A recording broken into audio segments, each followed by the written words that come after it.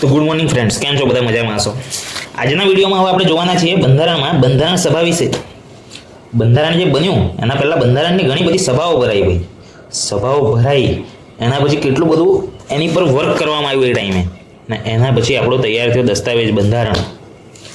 તો બંધારણ સભાની શરૂઆત કેવી રીતે થઈ, એમાં સભ્યો કોણ કોણ હતા, એ ટાઈમે એની પ્રોપર સમિતિઓ બને એમ કે આ વસ્તુ ભાઈ આ જ સંભાળશે, આ વસ્તુ આ જ સંભાળશે, એવી સમિતિઓ અલગ અલગ બને. તો એ સમિતિના અધ્યક્ષ કોણ હતા, કોણે શું કામ કર્યું, કેટલા દિવસ કામ કર્યું, કયા દેશમાંથી શું લેવાયું, એ બધી ચર્ચાઓ બંધારણ સભાની અંદર થાય.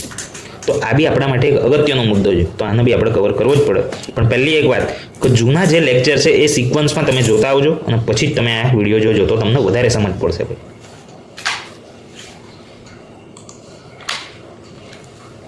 તો મોસ્ટ ઇમ્પોર્ટન્ટ કહેવાય ને, બહુ જ ઇમ્પોર્ટન્ટ એમ. આ મોતીલાલ નહેરુનો ક્વેશ્ચન તમે નહીં યાદ રાખો ને તો ચાલશે, પણ બંધારણની રચનાનો સૌપ્રથમ વિચાર કોને આવ્યો? તો આપણે અહીંયા લખ્યું છે ભાઈ 1934માં બંધારણની રચનાનો સૌપ્રથમ વિચાર મને આવ્યો. કોને? માનવેન્દ્રનાથ રોય. ને એમનું ટૂંકું નામ બી પૂછાતું હોય કે M.N. રોય. ગોખી નાખજો, રટી નાખજો અને ઊંઘમાં પૂછો તો આવડવું જોઈએ. બહુ જ અગત્યનું ક્વેશ્ચન છે ભાઈ. M.N. રોય, માનવેન્દ્રનાથ રોય. અહીંયા તમે જોઈ રહ્યા છો આપણા ચશ્માવાળા ભાઈ, એનો વિચાર આવ્યો કે ભાઈ બંધારણ હોવું જોઈએ. પછી બંધારણની સૌપ્રથમ લેખિત માંગ કોણે કરી? તો એમાં આપણે આવશે આ મોતીલાલ નહેરુ. એમણે બંધારણની સૌપ્રથમ લેખિત માંગ કરી, એમ કે લેખિતમાં બંધારણ હોવું જોઈએ ભાઈ. બે ક્વેશ્ચન તમને અહીંયા તમારી નજરોની સામે તમારી સ્ક્રીન પર દેખાઈ રહ્યા છે. ફોટો રાખી લેજો આ વસ્તુનો મગજમાં, પૂછાશે જ ભાઈ આમાંથી ક્વેશ્ચન. 1 માર્ક તમારો આ સ્ક્રીન પરથી આવી જશે. હવે 1935માં જવાહરલાલ નહેરુ દ્વારા બંધારણ સભાની રચનાની માંગણી કરવામાં આવી. એટલે બંધારણની રચના તો થાય, પણ બંધારણની રચના કેવી રીતે થાય? એમને ભાઈ હું તમે બેસીને નથી બનાવી દેવાના બંધારણ. તો એના માટે પહેલાં એક બંધારણ સભા બનાવવી પડે. એક સભામાં ચર્ચા થાય અલગ અલગ વસ્તુ ઉપર અને એના પરથી બંધારણ બને. તો 1935માં જવાહરલાલ નહેરુ દ્વારા બંધારણ સભાની રચનાની માંગણી કરવામાં આવી અને જે 1940મું વર્ષ આવતા ઓગસ્ટ ઓફર તરીકે ઓળખાય. સાલો મગજમાં નહીં બેહો તો ચાલશે, પણ કોણે શું કીધું ને થોડું થોડું યાદ રાખજો તો મજા આવશે અને પરીક્ષામાં કામ બી આવશે. ઓપ્શન પરથી તમે જવાબ આપી શકશો. હવે બંધારણની રચના સમયે કુલ 389 સભ્યો હતા. એમાંથી 4 કમિશનર પ્રાંતના સભ્યો હતા, 296 બ્રિટિશ ભારતમાંથી સભ્યો હતા અને 93 દેશી રજવાડામાંથી હતા. અહીંયાથી બે વસ્તુ તમારે યાદ રાખવાની થાય. કુલ સભ્ય સંખ્યા કેટલી? 389, 389. અને એમાંથી 93 સભ્યો દેશી રજવાડામાંથી હતા. આ બે વસ્તુ યાદ રાખજો, કેમ કે આ બે વસ્તુ આપણને એક્ઝામમાં કામ આવશે. ઓપ્શનમાં તમે ડિવાઈડ કરી શકશો. હવે આજે 389 સભ્ય સંખ્યા હતી, એના પછી 1946માં એક ચૂંટણી સંપન્ન થઈ ગઈ. એના પછી 208 કોંગ્રેસને મળી, 73 મુસ્લિમ લીગને મળી અને 15 અન્યને મળી. એ બી નહીં યાદ રહે તો વાંધો નહીં. આપણી આ 389 પર હજુ આપણે અટકેલા છીએ અને 93 દેશી રજવાડા પર આપણે અટકેલા છીએ. હવે આઝાદી મળી ગઈ આપણને. 389 સભ્ય સંખ્યા હતી, એમાંથી હવે એવું થયું કે ભાઈ 90 બેઠક પાકિસ્તાનમાં જતી રહી. હવે 90 બેઠક પાકિસ્તાનમાં ગઈ એટલે આપણી પાસે હવે કેટલી બચી? 299 સીટ બચી. તો એમાંથી 229 પ્રાંતોની હતી. પ્રાંત એટલે હું આપણે આગળ ચર્ચા કરી, પ્રાંત એટલે આપણે એક અત્યારે અલગ અલગ રાજ્ય છે. ગુજરાત છે, મહારાષ્ટ્ર છે, એ રીતે અલગ અલગ માની લો કે એ ટાઈમે ગુજરાત પ્રાંત હતું, મહારાષ્ટ્ર પ્રાંત હતું, ખાલી માની લો એમ. એ જ હતા એવું નહીં, પણ માની લો. અને 70 દેશી રજવાડા હતા. આમાંથી પણ હવે આપણે બે વસ્તુ યાદ રાખશું. 389ની સભ્ય સંખ્યા હતી, આઝાદી પછી 90 બેઠક પાકિસ્તાનમાં જતી રહી, એટલે 299ની સભ્ય સંખ્યા બચી. હવે બંધારણ સભા બની ગઈ. બંધારણ સભામાં કેટલા સભ્યો હતા એ બી આપણે ચર્ચા થઈ ગઈ. 389 હતા અને એની અંદરથી 90 પાકિસ્તાનમાં ગયા, એટલે 299 સભ્યો આપણા બચ્યા. શામાં? બંધારણ સભામાં. હવે ચાલુ થઈ ભાઈ બંધારણ બનાવવાની કામગીરી. હવે મૂળ કામ જ એ છે ભાઈ આ સભાનું કોઈ બંધારણ બનાવવાનું. તો બંધારણ બનાવવાનું કામ તો ચાલુ કરવું પડે ને. હવે બંધારણની સભા મળે, સભા ભેગી થાય, આટલા બધા સભ્યો ત્યાં આગળ ભેગા થાય. તો એ ભેગા થાય તો એમાં કોઈ એક અધ્યક્ષ બનાવવો પડે ભાઈ. અધ્યક્ષ ના હોય તો એમને એમ કામ થાય નહીં. જેમ કે આખું એક ગામ હોય તો એનો એક રાજા હોય, એ રીતે બંધારણ સભાથી એનો પ્રથમ અધ્યક્ષ બનાવવામાં આવ્યો અને એની પ્રથમ બેઠક બનાવવામાં આવી. એ પ્રથમ બેઠક ભરાવેલી હતી 9 ડિસેમ્બર 1946. આ તારીખ થોડીક તમારે ભાઈ રાખવી પડશે મગજમાં. ક્યારે? 9 ડિસેમ્બર 1946 બંધારણ સભાની પ્રથમ બેઠક ભરાઈ હતી અને એમાં અસ્થાયી અધ્યક્ષ, એટલે એકદમ ટેમ્પરરી એમ. એ દિવસ પૂરતા જ અસ્થાયી અધ્યક્ષ હતા ડૉક્ટર સચ્ચિદાનંદ સિન્હા. બંધારણ સભાની બેઠકના પ્રથમ અસ્થાયી અધ્યક્ષ ડૉક્ટર સચ્ચિદાનંદ સિન્હા ગોખી નાખજો. હવે પહેલી બેઠકમાં ટેમ્પરરી આ બધું કામ પૂર્ણ થયું. હવે બીજી બેઠક એક દિવસ છોડીને 10 તારીખે નહીં 11 તારીખે 11 ડિસેમ્બર 1946. પહેલી બેઠકમાં અસ્થાયી અધ્યક્ષ હતા, પણ હવે બીજી બેઠકમાં એક સ્થાયી અધ્યક્ષ આવ્યા, અને એ કોણ આવ્યા? ડૉક્ટર રાજેન્દ્ર પ્રસાદ. એના ઉપાધ્યક્ષ આવ્યા H.C. મુખર્જી. આ બંને અગત્યના છે. અને એ ટાઈમે આ ક્વેશ્ચન અત્યાર સુધી 10 થી 12 વખત એક્ઝામમાં પૂછાઈ ગયું છે કે બંધારણીય સલાહકાર કોણ હતા? બેનિકલ નરસિંહ રાવ, એટલે કે BN રાવ. એવો બી એક્ઝામમાં ક્વેશ્ચન પૂછાઈ ગયો છે. અત્યાર સુધી 10 થી 12 વખત પૂછાયો છે. આ બધું હવે તમારા માટે એકદમ અગત્યનું ચાલી રહ્યું છે, એટલે આને યાદ રાખજો. અધ્યક્ષ, ઉપાધ્યક્ષ અને બંધારણીય સલાહકાર, આટલી વસ્તુ તમે જોઈ. જે તે સમયે બંધારણ બનાવવાનું કામ ચાલુ હતું એ કરતું હતું બંધારણ સભા. પણ એ ટાઈમે ભાઈ દેશમાં થોડીક શાસન વ્યવસ્થા બી ચલાવી તો પડે ને, કોઈક નાનો મોટો કાયદો તો લગાવવો પડે ને. તો એના માટે મળતી હતી એક ધારાસભા. બંને વસ્તુ એટલી જ અગત્યની છે. બંધારણ બનાવતા હોય એટલે હું દેશમાં શાસન કરવાનું છોડી દેવાનું, લોકો રખડતા થઈ જાય એવું તો હોય નહીં. તો એના માટે હોય ધારાસભા. ધારો એટલે કોઈ બી કાયદો એમ, એટલે કાયદા સભા એમ મનમાં એવું રાખો, ધારાસભા.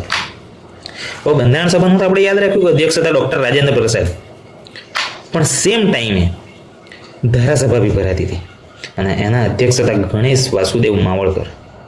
એ લોકો ધારાકીય કામગીરી કરતા હતા, એટલે નાના મોટા ટેમ્પરરી હાલમાં જ દેશમાં શાસન ચાલી રહ્યું છે તો કેવી રીતે ચાલી રહ્યું છે, કયા કાયદાના આધાર પર ચાલી રહ્યું છે, એ બધું કામગીરી કોણ કરતા હતા? આ ગણેશ વાસુદેવભાઈ. ગણેશભાઈ લાગેલા હતા ધારાસભાના કામમાં. એ ટાઈમે એના અધ્યક્ષ હતા ગણેશ વાસુદેવ માવળકર. આ ક્વેશ્ચન બી એક્ઝામમાં ભાઈ પૂછાઈ ગયો છે. નહીં એ બી 8 થી 10 વાર તો પૂછાયો જ છે. હવે બંધારણ બનાવવાની કામગીરી 2 વર્ષ જેવી ચાલી. એમ અંદાજિત 2 વર્ષ 11 મહિના, એટલે 3 વર્ષ જેવી કામગીરી ચાલી. 2 વર્ષ 11 મહિના 18 દિવસ, અને 11 સત્રમાં આ કામ પૂર્ણ થયું. અલગ અલગ વિશ્વના 60 દેશોના બંધારણનો અભ્યાસ થયો. 166 જેટલી બેઠક મળી, અને આપણે જે ચર્ચા કરી હતી 389 માંથી 299 સભ્યો બચ્યા હતા. એ 299 માંથી 284 સભ્યોની આ બંધારણના દસ્તાવેજ પર સહી થઈ. ફાઇનલી ભાઈ હવે બંધારણ બની ગયું. હવે આ બંધારણ બનાવતા હતા ને ત્યારે અલગ અલગ સમિતિઓ બનેલી હતી, અને એ સમિતિમાં અધ્યક્ષ કોણ હતા તે આપણે યાદ રાખવું પડે. જેમ કે મુસદ્દા સમિતિ, એટલે કે ડ્રાફ્ટિંગ સમિતિ જે હતી, એના અધ્યક્ષ હતા ડૉક્ટર બાબા સાહેબ આંબેડકર. આ સમિતિએ બંધારણનો મુસદ્દો ઘડેલો, અને એના અન્ય સભ્યો પણ હતા, જેમ કે એન ગોપાલાસ્વામી અયંગર, અલ્લાદી કૃષ્ણા સ્વામી અય્યર, ડૉક્ટર કનૈયાલાલ મુનશી, સૈયદ મોહમ્મદ સાદુલ્લા, એન માધવરાવ અને ટીટી કૃષ્ણામાચારી. આ બધા નામ યાદ નહીં રહે તો ચાલશે, પણ મુસદ્દા સમિતિના અધ્યક્ષ તો યાદ રાખવા જ પડે. એ હતા ડૉક્ટર બાબા સાહેબ આંબેડકર.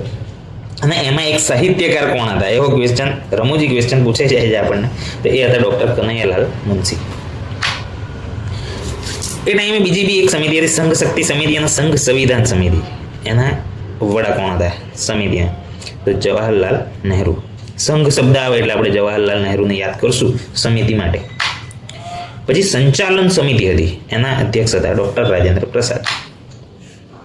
ઝંડા સમિતિ, આ ક્વેશ્ચન 2-3 વાર પૂછાયો. ઝંડા સમિતિના અધ્યક્ષ કોણ હતા? Doctor JB Kripalani. આ રીતે હસતા હતા ઝંડો જોઈને, એવું તમે યાદ રાખજો. ડૉક્ટર JB કૃપલાણી ઝંડા સમિતિના અધ્યક્ષ. હવે પ્રાંતીય સંવિધાન સમિતિ અથવા તો મૂળભૂત અધિકાર સમિતિ. મૂળભૂત અધિકારની જ્યારે વાત આવે તો એમાં તો વલ્લભભાઈ પટેલને આપણે યાદ કરીશું, અને બધા પ્રાંતોને ભેગા કરેલા, એટલે પ્રાંતીય સંવિધાન સમિતિ. એના અધ્યક્ષ કોણ? ડૉક્ટર સરદાર વલ્લભભાઈ પટેલ. હવે આમાં લોકો બહુ કન્ફ્યુઝ થાય છે કે જે બંધારણ બનાવવાની કામગીરી છે પૂર્ણ ક્યારે થઈ? તો એ પૂરી થઈ 26 નવેમ્બર 1949. ત્યારે બંધારણ બનાવવાની કામગીરી પૂરી થઈ ગઈ, અને એ જ દિવસે બંધારણનો સ્વીકાર કરવામાં આવ્યો. અહીંયા આપણે બતાવ્યું છે, એક્સેપ્ટ કરે કાં તો રિજેક્ટ કરે. તો બંધારણનો સ્વીકાર કર્યો ક્યારે? 26 નવેમ્બર 1949. અને એનો સ્વીકાર કર્યો એના કારણે જ આપણે એને ઓળખીએ છીએ કાયદા દિવસ તરીકે ઓળખીએ છીએ. ક્યારે? 26 નવેમ્બર. હવે સંયોગથી એ દિવસ આપણે દૂધ દિવસ તરીકે પણ ઓળખીએ છીએ, એટલે આપણે અહીંયા આગળ બતાવ્યું છે. અને બંધારણ લાગુ એટલે કે અમલ થયો ક્યારે થયો? 26 જાન્યુઆરી 1950. મોસ્ટ ઇમ્પોર્ટન્ટ કન્ફ્યુઝન પોઈન્ટ છે અહીંયા. 26 જાન્યુઆરી 1950 ત્યારે બંધારણનો અમલ થયો, એટલા માટે આપણે ત્યારે પ્રજાસત્તાક દિવસ ઓળખીએ છીએ. હવે આપણે આના ક્વેશ્ચન આન્સર જોઈ લઈએ, જેના જવાબ તમારે જાતે વિચારવાના છે અને જાતે આપવાના છે. બંધારણ સભાની પ્રથમ બેઠક ક્યારે મળી? આપણે ત્યાં આગળ જોયું કે 9 ડિસેમ્બર 1946 એની પ્રથમ બેઠક ભરાઈ હતી. બંધારણ સભાના પ્રથમ અસ્થાયી અધ્યક્ષ, આપણે કીધું એકદમ ટેમ્પરરી અધ્યક્ષ ભાઈ, એકદમ કાયમી ધોરણે નહીં, એક જ દિવસ માટે. તો એ આપણે યાદ રાખ્યા હતા, સચ્ચિદાનંદ સિન્હા. બંધારણ સભાના કાયમી અધ્યક્ષ, આની પણ આપણે ચર્ચા કરી, ડોક્ટર રાજેન્દ્ર પ્રસાદ. બંધારણની ડ્રાફ્ટિંગ કમિટીના અધ્યક્ષ કોણ હતા? આપણે અલગ અલગ સમિતિઓ જોઈ ત્યારે આપણે યાદ રાખ્યું એના અલગ અલગ અધ્યક્ષ, તો ડોક્ટર BR આંબેડકર. બંધારણ સભામાં શરૂઆતમાં કેટલા સભ્યો હતા? આ બી મેં તમને યાદ રાખ્યા છે ભાઈ, યાદ કરો પહેલા. 389, 389. ભારતીય બંધારણ ક્યારે અમલમાં આવ્યું? સ્વીકાર અને અમલ અલગ અલગ વસ્તુ છે ભાઈ, એટલે કન્ફ્યુઝ નથી થવાનું. પ્રજાસત્તાક દિવસ એ જ આપણો અમલ દિવસ, 26 જાન્યુઆરી 1950.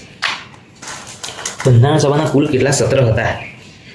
11. આ નહીં યાદ રાખો તો ચાલશે, વાંધો નહીં. બસ, તો આજના વિડીયોમાં આટલું જ. વિડીયો જો તમને ગમતો હોય તો એને એક લાઈક કરી દેજો અને કોમેન્ટમાં જણાવજો કે વિડીયો તમને કેવો લાગે છે, આ સિરીઝ તમને બેસ્ટ લાગી રહી છે કે નહીં, અને એ પણ જણાવજો કે બીજા કોઈ વિષય પર તમને વિડીયો જોઈએ છે કે કેમ, અને જોઈતો હોય તો કયા ટોપિક પર વિડીયો તમને જોઈએ છે. Thank you.